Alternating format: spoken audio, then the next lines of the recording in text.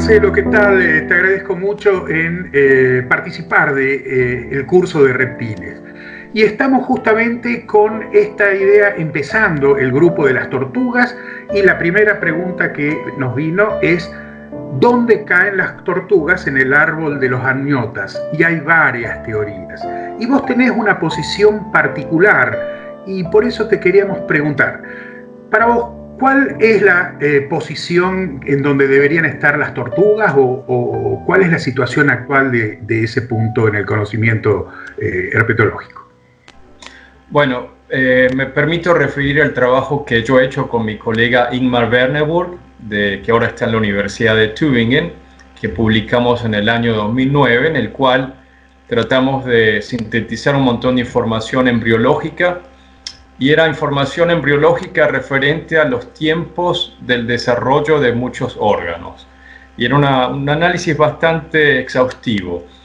En ese trabajo, la hipótesis más parsimoniosa era que las tortugas estaban en la base de los amniotas, como lo dice una hipótesis clásica que se viene manejando hace muchas décadas en la paleontología y en otras disciplinas. Ese trabajo fue publicado en el 2009 y creo que el mérito que tuvo, si me permito decirlo, es tratar de ver de manera cuantitativa el aspecto embriológico y usando herramientas nuevas, comparativas, para estudiar heterocronías, para estudiar cambios en los tiempos del desarrollo. En ese momento, entonces, como digo, las tortugas aparecían como amniotas. Ahora, se ha acumulado nueva información paleontológica sobre formas intermedias, si se quiere. Entendemos mucho mejor cómo se desarrolla el carapacho de las tortugas.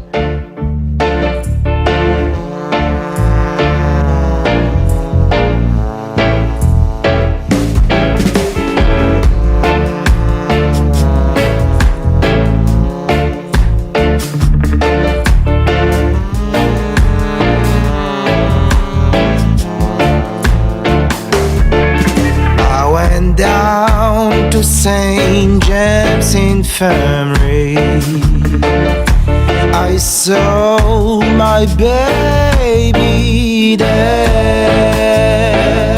She was stretched out on a long white table. Algunos creen que entendemos mejor el aspecto del cráneo, que creo que no es el caso. Soy bastante crítico de los trabajos donde se interpreta un poco la fenestración de algunas formas potencialmente antecesoras a las tortugas. Pero la evidencia molecular también apoya la idea de las tortugas como arcosaurios. Debido a la ambigüedad del trabajo embriológico que nosotros hicimos y debido a lo fuerte de la información molecular, y debido a los otros aspectos que he mencionado, hoy en día, si me preguntan si tuviera que apostar por algo,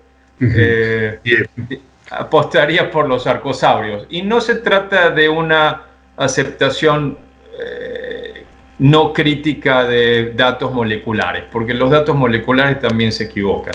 Se trata simplemente del peso de estas evidencias.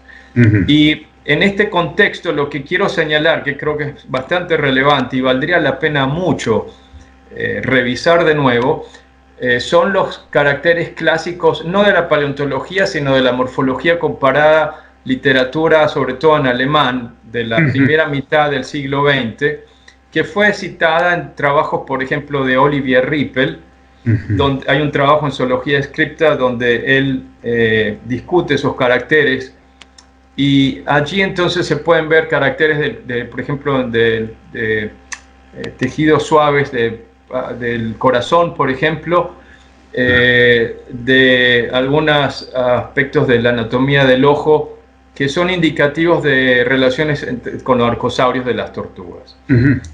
A mí también, particularmente, yo también estoy en la hipótesis de las tortugas junto a los arcosaurios, la hipótesis de arquelosauria, que ahora se ha puesto el nombre de ese al grupo. Hay algunas hipótesis moleculares aún más ambiciosas de que los relacionan con los cocodrilos más dentro de arcosauria, pero eso ya me parece que es un poco forzar la situación.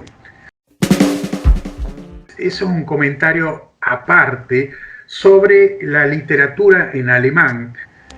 Los alemanes tienen una tradición anatómica, morfológica realmente impresionante, pero muchísimos de sus trabajos no son citados porque eran en alemán. Es lo mismo que nos pasa a veces con nosotros nuestros trabajos en castellano, de que no entran dentro del mainstream de la ciencia porque no están en inglés. Y lamentablemente el mainstream siempre se refiere al inglés. Es importante decirlo, pero por otro lado hay que adaptarse a los tiempos y ahora inglés es la lengua y los alemanes, por decirlo de alguna manera, si hacen su tarea bien, no les cuesta nada traducir un par de trabajitos que a veces en aquel momento se hacían muy largos y muy tediosos y muy oscuros, muy difíciles de leer. Y a veces hay cierta mística con la literatura alemana de anatomía comparada, lo cual también me gusta porque tengo una simpatía por ella, pero por otro lado también hay que ser crítico así como de absolutamente todo, o sea, y también de los alemanes en su incapacidad de escribir artículos más cortos, más claros y más accesibles.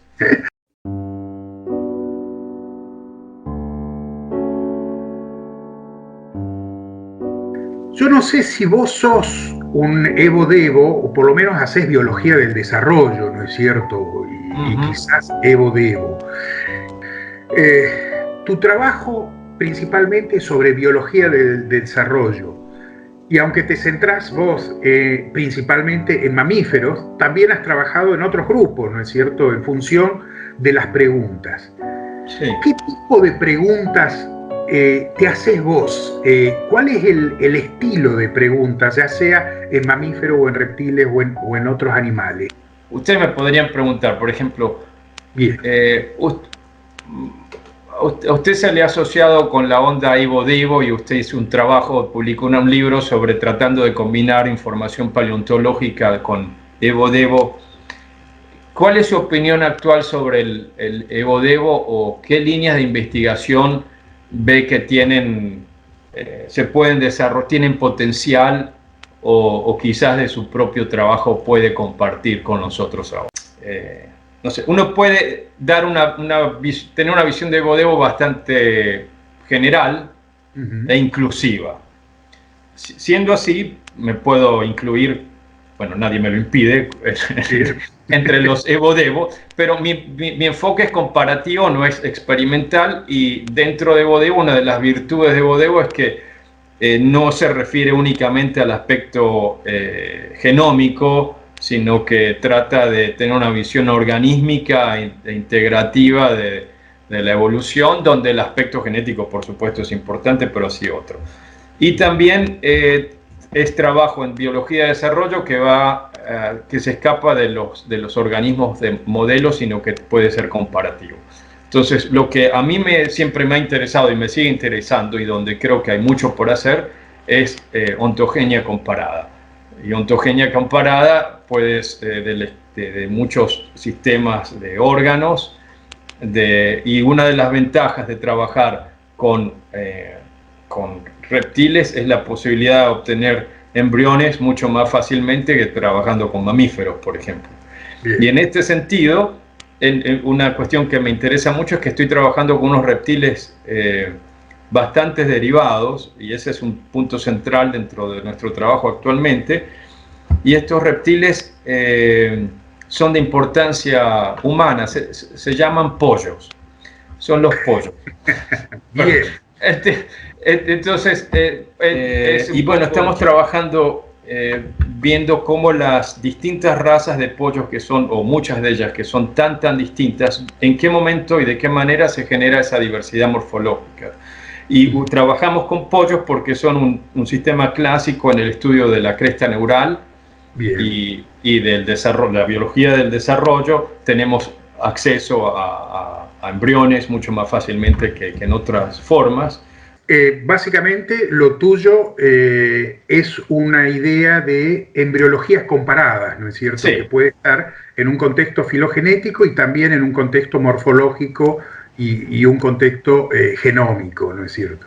Sí, gracias. Pues en realidad, lo que estamos viendo, por ejemplo, una pregunta que nos interesa mucho ahora en este momento es un poco la cuantificación de las diferencias para tratar de testear o de ver si existe un periodo filotípico. Un periodo filotípico. Filotípico, el Philotypic Period, el Hourglass Model del desarrollo.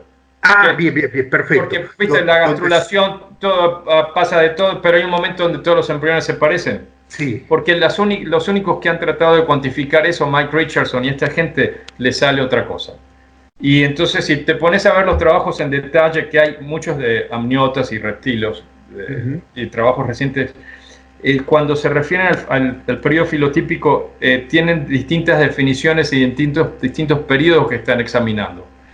Perfecto, o sea, estás tratando de hacer una tabla de Gosner, pero para el resto, o sea, una estandarización o por lo menos un punto de anclaje en las embriologías para poder comparar.